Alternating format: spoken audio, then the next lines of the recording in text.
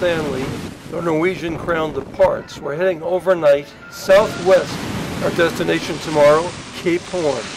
Well, the weather is relatively mild for this latitude of the South Atlantic. It's becoming overcast. The seas are very rough.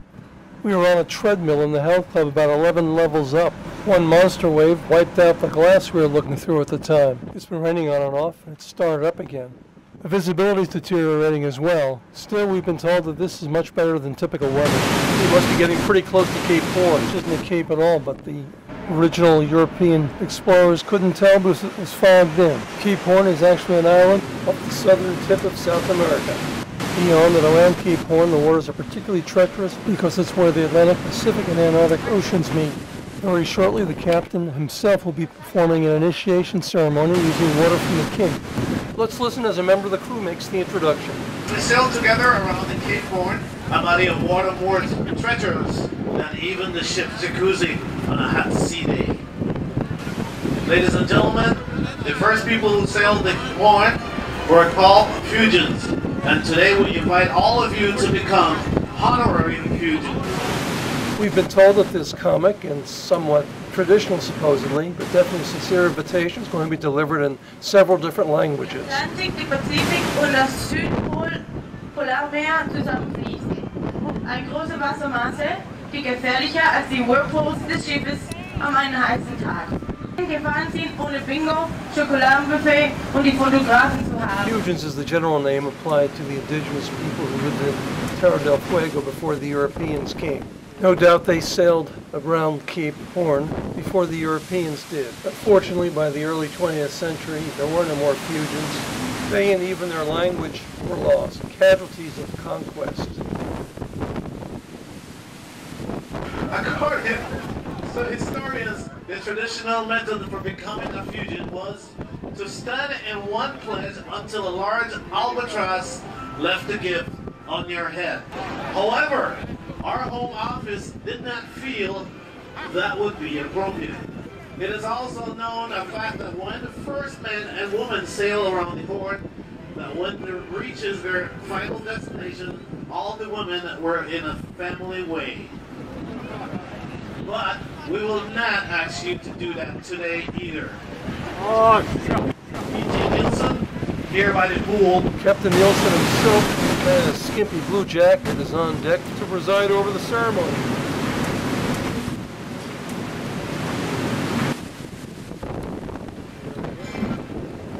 Ladies and gentlemen, we're going to have two lines anointing all of you, brave men and brave women, honorary Fuegens with actual water that has been retrieved from the Cape Horn. Your cue is, may the chill be with you.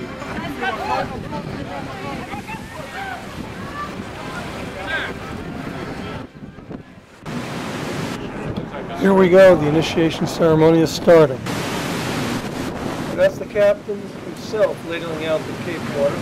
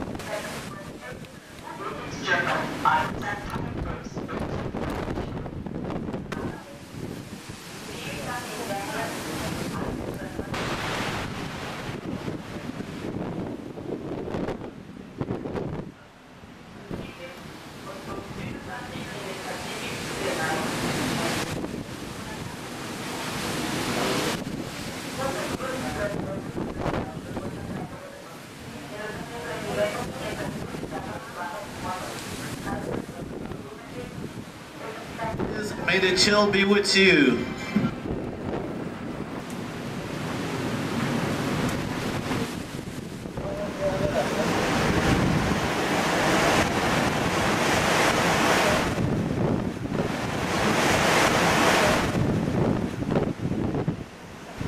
I myself don't get doused with Cape Horn water. My flimsy excuse being that I was too busy taking pictures. But because I've made the trip and I'm paid up, I get a certificate too.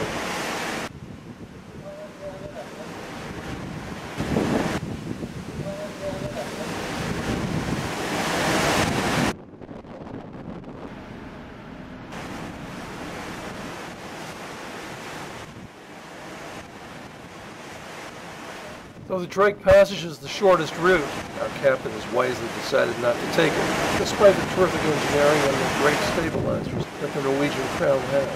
The Drake Passage is no place for even a modern luxury cruise liner. So like Magellan and Captain Fitzroy, Darwin's captain, and many other smart sailors in the intervening years, our captain has chosen to head back north a bit, cross over to the other side of South America, following a somewhat better protected and less risky inland route.